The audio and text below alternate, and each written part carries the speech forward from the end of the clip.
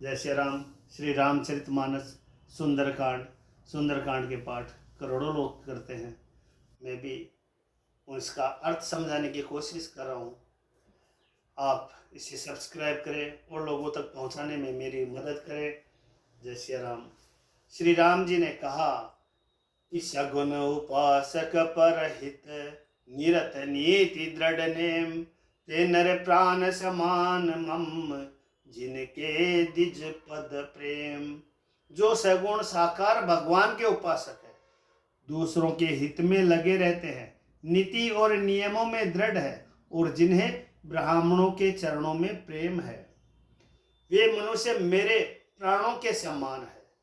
हे लंकापति, सुनो, तुम्हारे अंदर उपयुक्त सब गुण है, इससे तुम मुझे अत्यंत ही प्रिय हो। श्री राम जी के वचन सुनकर सब वानरों के समूह कहने लगे, कृपा के समूह श्री राम जी की जय हो।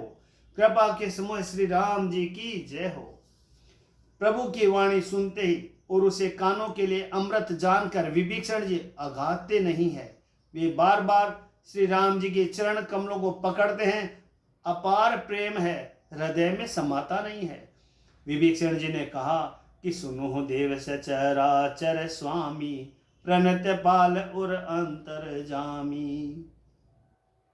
कि हे देव, हे चराचर जगत के स्वामी, हे शरणागत के रक्षक, हे सबके हृदय के भीतर की जानने वाले, सुनिए, मेरे हृदय में पहले कुछ वासना थी, वह प्रभु के चरणों की प्रीति रूपी नदी में बह गई। अब तो हे कृपालु, शिव जी के मन को सदैव प्रिय लगने वाली अपनी पवित्र भक्ति मुझे दीजिए। एवमस्तु कही प्रभु रणधीरा, मांगा तुरत सिंधु कर नीरा। एवमस्तु, ऐसा ही हो कहकर रणधीर प्रभु श्री राम जी ने तुरंत ही समुद्र का जल मांगा। यद्यपि सका तब इच्छा नाही, मोरे दरुस्सु अमोघ जग माही। और कहा, हे सखा, यद्यपि तुम्हारी इच्छा नहीं है, पर जगत में मेरा दर्शन अमोघ है, वह निष्फल नहीं जाता। ऐसा कहकर श्री राम जी ने उनको राज तिलक कर दिया। आकाश से पुष्पों की अपार वृष्टि हुई। श्री राम जी ने रावण के क्रोध रूपी अग्नि में जो अपने विभीषण की श्वास वचन रूपी पवन से प्रचंड हो रही थी, जलते हुए विभीषण को बचा लिया और उसे अखंड राज्य दिया। जो संपत्ति शिव रावण ही दीन दिए दशमात, सोई संपदा विभीषण ही सकुच दीनी रघुनाथ। शिव जी ने जो संपत्ति रावण को 10 सिरों की बलि देने पर दी थी, वही संपत्ति श्री रघुनाथ जी ने विभीषण को बहुत सकुचते हुए दी। ऐसे परम कृपालु प्रभु को छोड़कर जो मनुष्य दूसरे को बचते हैं, वे बिना सींग पूंछ के पशु है। अपना सेवक जानकर विभीषण जी को श्री राम जी ने अपना लिया। प्रभु का स्वभाव वानर कुल के मन को बहुत भाया। फिर सब कुछ जानने वाले, सबके हृदय में बसने वाले, सर्वरूप सब रूपों में प्रकट, सब से रहित, उदासीन कारण से भक्तों पर कृपा करने के लिए मनुष्य बने हुए तथा राक्षसों के कुल का नाश करने वाले श्री राम जी नीति की रक्षा करने वाले वचन बोले कि सुनु कपिस लंका पति वीरा, कही विधि तरे जलधि गंभीरा। संकुल मकर उरग जस जाति, अति अगाध दुस्तर सब भांति। हे वीर वानरा सुग्रीव और लंका पति विभीषण, सुनो, इस गहरे समुद्र को किस प्रकार पार किया जाए।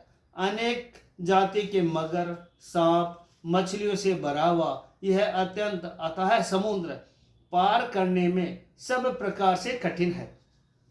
विभीषण जी ने कहा, हे रघुनाथ जी, सुनिए, यद्यपि आपका एक बाण ही करोड़ों समुद्र को सोखने वाला है, सोख सकता है, तथापि नीति ऐसी कही गई है, उचित यही होगा कि पहले जाकर समुद्र से प्रार्थना की जाए। प्रभु तुम्हार कुल घोर जलधि कहे उपाय विचारी, बिनु प्रिया सागर तरही सकल भालु कपिधारी। हे प्रभु, समुद्र आपके कुल में बड़े पूर्वज हैं, वे विचार कर उपाय बतला देंगे। तब रीछ और वानरों की सारी सेना बिना ही परिश्रम के समुद्र के पार उतर जाएगी। श्री राम जी ने कहा, हे सखा, तुमने अच्छा उपाय बताया, यही किया जाए यदि देव सहायक हो। यह सलाह लक्ष्मण जी के मन को अच्छी नहीं लगी। श्री राम जी के वचन सुनकर तो उन्होंने बहुत ही दुख पाया। लक्ष्मण जी ने कहा, नाथ देव कर कवन भरोसा, सोचिए सिंधु कर मन रोसा, कादर मन कहो एक आधारा, देव देव आलसी पुकारा। लक्ष्मण जी ने कहा, हे नाथ, देव का कौन भरोसा, मन में क्रोध कीजिए, ले आइए और समुद्र को सुखा डालिए। यह देव तो कायर के मन का एक आधार, तसल्ली देने का उपाय है। आलसी लोग ही देव देव पुकारा करते हैं। यह सुनकर श्री रघुवीर हंसकर बोले, ऐसा ही करेंगे, मन में धीरज रखो। ऐसा कहकर छोटे भाई को समझाकर प्रभु श्री रघुनाथ जी समुद्र के समीप गए। उन्होंने पहले सिर नवाकर प्रणाम किया, फिर किनारे पर कुछ बिछाकर बैठ गए। इधर जो ही विभीषण जी प्रभु के पास आए थे, तो ही रावण ने उनके पीछे दूत भेजे थे। कपट से वानर का शरीर धारण कर उन्होंने सब लीलाएं देखी। वे अपने हृदय में प्रभु के गुणों की और शरणागत पर उन्हें स्नेह की सराहना करने लगे। फिर वे प्रकट रूप में भी अत्यंत प्रेम के साथ श्री राम जी के स्वभाव की बड़ाई करने लगे। उन्होंने दुराव कपट वेश भूल गया। तब वानरों ने जाना कि ये शत्रु के दूत है, और वे उन सब को बांधकर सुग्रीव के पास ले आए। सुग्रीव ने कहा, सब वानरों सुनो, राक्षसों के अंग भंग करके भेज दो। सुग्रीव के वचन सुनकर वानर दौड़े। दूतों को बांधकर उन्हें सेना के चारों ओर घुमाया। वानर उन्हें बहुत तरह से मारने लगे। वे दीन होकर पुकारते थे, फिर भी वानरों ने उन्हें नहीं छोड़ा। तब दूतों ने पुकार कर कहा, जो हमार हर नासा काना, ते कौशलाधीश के आना। जो हमारे नाक कान काटेगा, उसे कौशलाधीश श्री राम जी की सौगंध है। सुनी लक्ष्मण सब निकट बुलाए, दया लागी हंसी तुरंत छुड़ाए। यह सुनकर लक्ष्मण जी ने सबको निकट बुलाया। उन्हें बड़ी दया लगी। इससे हंसकर उन्होंने राक्षसों को तुरंत ही छोड़ दिया और उनसे कहा, रावण के हाथ में यह चिट्ठी देना और कहना, हे कुल घातक, लक्ष्मण के शब्दों संदेशे को बाँचो। फिर उस मूर्ख से जबानी यह मेरा उदार कृपा से भरा हुआ संदेश कहना कि सीता जी को देकर उनसे श्री राम जी से मिलो, नहीं तो तुम्हारा काल आ गया समझो। लक्ष्मण जी के चरणों में मस्तक नवाकर श्री राम जी के गुणों की कथा वर्णन करते हुए दूत तुरंत ही चल दिए। श्री राम जी का यश कहते हुए वे लंका में आए और उन्होंने रावण के चरणों में सिर नवाए। 10 मुख रावण ने हंसकर बात पूछी, अरे सुख, अपनी कुशल क्यों नहीं कहता? फिर उसे विभीषण का समाचार सुना। मृत्यु जिसके अत्यंत निकट आ गई है। मूर्ख ने राज्य करते हुए लंका को त्याग दिया। अभागा, अब जो का कीड़ा घुन बनेगा। जो के साथ जैसे घुन भी पिस जाता है, वैसे ही नर वानरों के साथ वह भी मारा जाएगा। फिर भालू और वानरों की सेना का हाल क्या है, जो कठिन काल की प्रेरणा से यहाँ तक चली आई और जिनके जीवन का रक्षक कोमल चित्त वाला बेचारा समुद्र बन गया। अर्थात उनके और राक्षसों के बीच में यदि समुद्र न होता तो अब तक राक्षस उन्हें मारकर खा गए होते। फिर उन तपस्वियों की बात बता, जिनके हृदय में मेरा बड़ा डर है। उनसे तेरी भेंट हुई या वे कानों से मेरा सुयश सुनकर ही लौट गए? शत्रु सेना का तेज और बल बताता क्यों नहीं? तेरा चित्त बहुत ही चकित भूचक्का सा हो रहा है। दूत ने कहा, हे नाथ, आपने जैसी कृपा करके पूछा है वैसे ही क्रोध छोड़कर मेरा कहना मानिए, मेरी बात पर विश्वास कीजिए। जब आपका छोटा भाई श्री राम जी से जाकर मिला, तब उसके पहुंचते ही श्री राम जी ने उसको राज तिलक कर दिया। हम रावण के दूत हैं, यह कानों से सुनकर वानरों ने हमें बांधकर बहुत कष्ट दिया, यहाँ तक कि वे हमारे नाक कान काटने लगे। श्री राम जी के शपथ दिलाने पर कहीं उन्होंने हमको छोड़ा। हे नाथ, आपने श्री राम जी की सेना पूछी, सो वह तो 100 करोड़ मूर्खों से भी हे नाथ, आपने श्री राम जी की सेना पूछी, सो वह तो 100 करोड़ मुखों से भी वर्णन नहीं की जा सकती। अनेकों रंगों के भालू और वानरों की सेना है, जो भयंकर मुख वाले, विशाल शरीर वाले और भयानक है। जिसने नगर को जलाया और आपके पुत्र अक्षय कुमार को मारा, उसका बल तो सब वानरों से थोड़ा है। असंख्यक नामों वाले बड़े ही कठोर और भयंकर योद्धा है। उनमें असंख्यक हाथियों का बल है और वे बड़े ही विशाल है।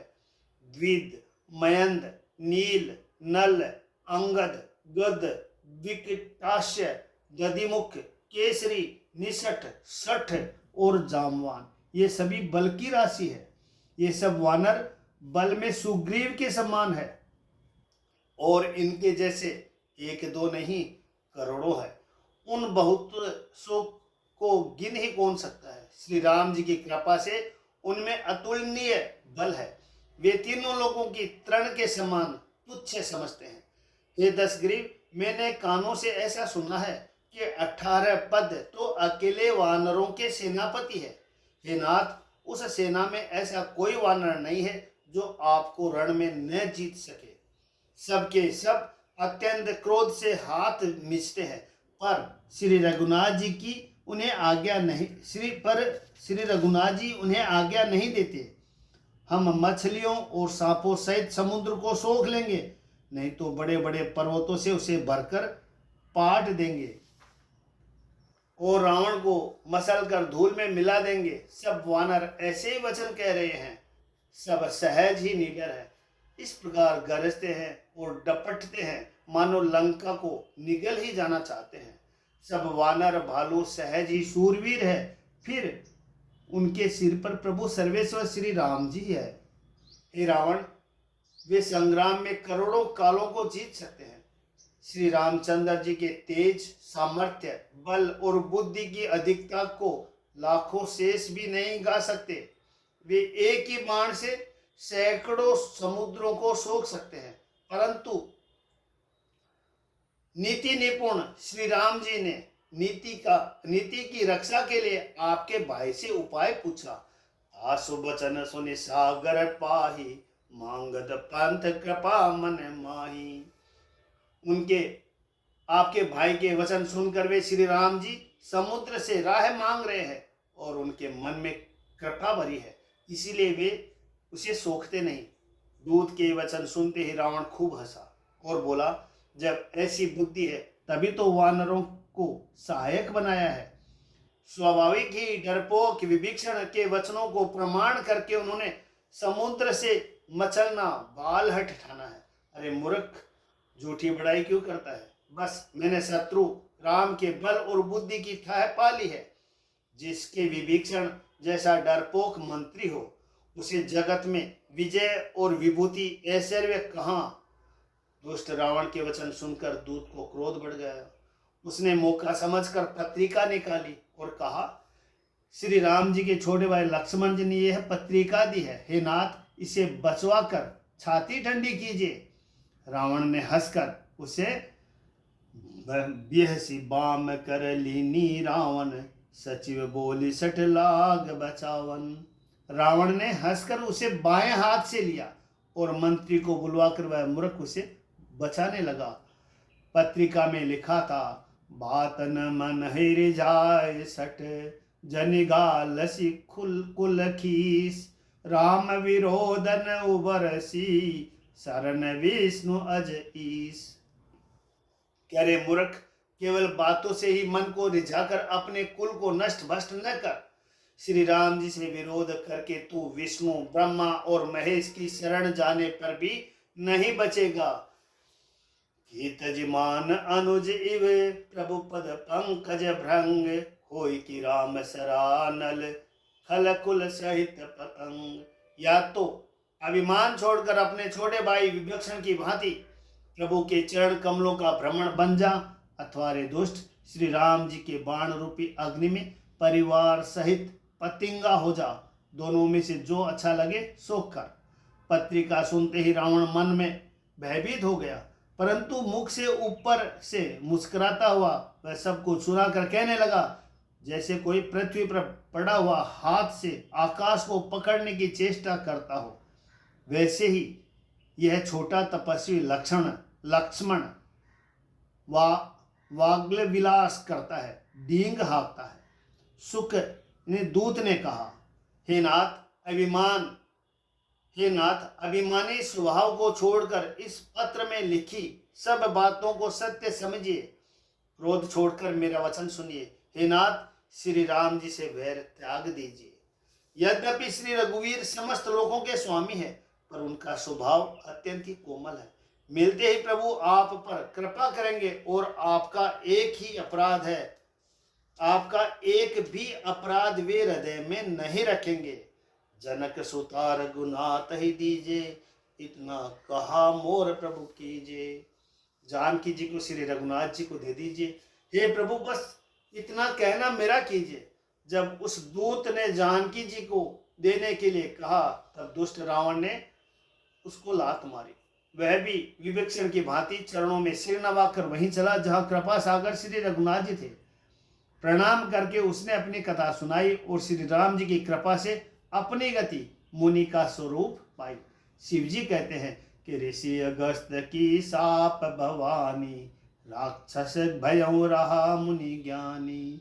शिव जी कहते हैं कि हे भवानी, वह ज्ञानी मुनि था, अगस्त ऋषि के श्राप से राक्षस हो गया था। बार बार श्री राम जी के चरणों की वंदना करके वह मुनि अपने आश्रम को चला गया। विनय न मानत जलधि जड़, गए 3 दिन बीती। बोले राम सकोप तब, भय बिनु होई न प्रीति। इधर 3 दिन बीत गए, किंतु जड़ समुद्र विनय नहीं मानता। तब श्री राम जी क्रोध सहित बोले, बिना भय के प्रीति नहीं होती। लक्ष्मण बाण सरासनि आनु, सो बार दे बिशिख कृसानु। हे लक्ष्मण, धनुष बाण लाओ, मैं अग्नि बाण से समुद्र को सोख डालूं। सट सन विनय कुटिल सन प्रीति, सहज कृपन सन सुंदर नीति। कि मूर्ख से विनय और कुटिल के साथ प्रीति, स्वाभाविक ही कंजूस से सुंदर नीति, उदारता का उपदेश, ममता में फंसे हुए मनुष्य से ज्ञान की कथा, अत्यंत लोभी से वैराग्य का वर्णन, क्रोधी से सम शांति की बात और कामी से भगवान की कथा, इनका वैसा ही फल होता है जैसे उस सर में बीज बोने से होता है। अर्थात उस सर में बीज बोने की भांति यह सब व्यर्थ जाता है। ऐसा कहकर श्री रघुनाथ जी ने धनुष चढ़ाया। यह मत लक्ष्मण जी के मन को बहुत अच्छा लगा। प्रभु ने भयानक अग्नि बाण संधान किया, जिससे समुद्र के हृदय के अंदर अग्नि की ज्वाला उठी। मगर, सांप, तथा मछलियों के समूह व्याकुल हो गए। जब समुद्र ने जीवों को जलते जाना, तब सोने के थाल में अनेक मणियों रत्नों को भरकर अभिमान छोड़कर वह ब्राह्मण के रूप में आया। कोटि पय कदरी फरही, कोटि जतन को सींच। विनय न मान खगेश सुनो, डांटे ही पय नवनीच। काकभूषण जी कहते हैं कि हे गरुड़ जी सुनिए, चाहे कोई करोड़ों उपाय करके सींचे, पर केला तो काटने पर ही फलता है। नीच विनय से नहीं मानता, वह डांटने पर ही झुकता है, रास्ते आता है। सब सिंधु गहि पद प्रभु केरे, समहुनाथ सब अवगुण मेरे। गगन समीर अनल जल धरणी, इन कई नाथ सहज जड़ करनी। समुद्र ने भयभीत होकर प्रभु के चरण पकड़कर कहा, हे नाथ, मेरे सब अवगुण दोष क्षमा कीजिए। हे नाथ, आकाश, वायु, अग्नि, जल और पृथ्वी, इन सब की करनी स्वाभाविक ही जड़ है। तब प्रेरित माया उपजाए, सृष्टि हेतु सब ग्रंथ निगाए। आपकी प्रेरणा से माया ने इन्हें सृष्टि के लिए उत्पन्न किया है। सब ग्रंथों ने यही गाया है, जिनके लिए स्वामी की जैसी आज्ञा हो। जिसके लिए स्वामी की जैसी आज्ञा है, वह उसी प्रकार से रहने में सुख पाता है। प्रभु ने अच्छा किया जो मुझे शिक्षा दंड दी, किंतु मर्यादा जीवों का स्वभाव भी है, आपकी ही बनाई हुई है। ढोल गंवार शूद्र पशु नारी, सकल ताड़ना के अधिकारी। ढोल गंवार शूद्र पशु और स्त्री, ये सब शिक्षा के अधिकारी है। प्रभु के प्रताप से मैं सूख जाऊंगा और सेना पार उतर जाएगी। इससे मेरी बड़ाई नहीं है, मेरा मर्यादा नहीं रहेगी। तथापि प्रभु की आज्ञा अपेल है, अर्थात आपकी आज्ञा का उल्लंघन नहीं हो सकता, ऐसा वेद गाते हैं। अब आपको जो अच्छा लगे मैं तुरंत वही करूं। समुद्र के अत्यंत विनीत वचन सुनकर कृपालु श्री राम जी ने मुस्कुरा कर कहा, हे तात, जिस प्रकार वानरों की सेना पार उतर जाए वही उपाय बताओ। समुद्र ने कहा, हे नाथ, नील और नल दो वानर भाई हैं। उन्होंने लड़कपन में ऋषि से आशीर्वाद पाया था। उनके स्पर्श कर लेने से ही भारी भारी पहाड़ भी आपके प्रताप से समुद्र में तैर जाएंगे। मैं पुण्य उर धरी प्रभु प्रभुताई, करे हूँ बल अनुमान सहाई। मैं भी प्रभु की प्रभुता को हृदय में धारण कर अपने बल के अनुसार जहां तक मुझसे बन पड़ेगा सहायता करूंगा। हे नाथ, इस प्रकार समुद्र को बंधाइए जिससे तीनों लोकों में आपका सुंदर यश गाया जाए। हे सरमम उत्तर तट बासी, हतहु नाथ खल नर अदरासी। इस बाण से मेरे उत्तर तट पर रहने वाले पाम के राशि दुष्ट मनुष्यों का वध कीजिए। कृपालु और रणधीर श्री राम जी ने समुद्र के मन की पीड़ा सुनकर उसे तुरंत ही हर लिया, अर्थात बाण से उन दुष्टों का वध कर दिया। श्री राम जी का भारी बल और पौरुष देखकर समुद्र हर्षित होकर सुखी हो गया। उसने उन दुष्टों का सारा चरित्र प्रभु को कह सुनाया। फिर चरणों की वंदना करके समुद्र चला गया। समुद्र अपने घर चला गया। श्री रघुनाथ जी को यह मत, उसकी सलाह अच्छा लगा। यह चरित्र कलयुग के पापों को हरने वाला है। इसे तुलसीदास जी ने अपनी बुद्धि के अनुसार गाया है। श्री रघुनाथ जी के गुण समूह के सुख के धाम, संदेह का नाश करने वाले और विषाद का दमन करने वाले। अरे मूर्ख मन, तू संसार का सब आशा भरोसा त्याग कर निरंतर इन्हें गा और सुन। सकल सुमंगलदायक रघुनायक गुण गान, सादर सुनहि तेत रही, भव सिंधु बिना जल जान। श्री रघुनाथ जी का गुणगान संपूर्ण सुंदर मंगलों को देने वाला है। जो इसे आदर सहित सुनेंगे वे बिना किसी जहाज अन्य साधन के ही भवसागर को तर जाएंगे। मास प्रायण 24वां विश्राम, कलयुग के समस्त पापों का नाश करने वाले श्री रामचरितमानस का यह 5वां सोपान समाप्त हुआ। सुंदरकांड समाप्त। पुरुषोत्तम श्री राम की जय हो। जय जय श्री राम, जय जय श्री राम। श्री राम जय जय राम, मेरे भगवान सीताराम।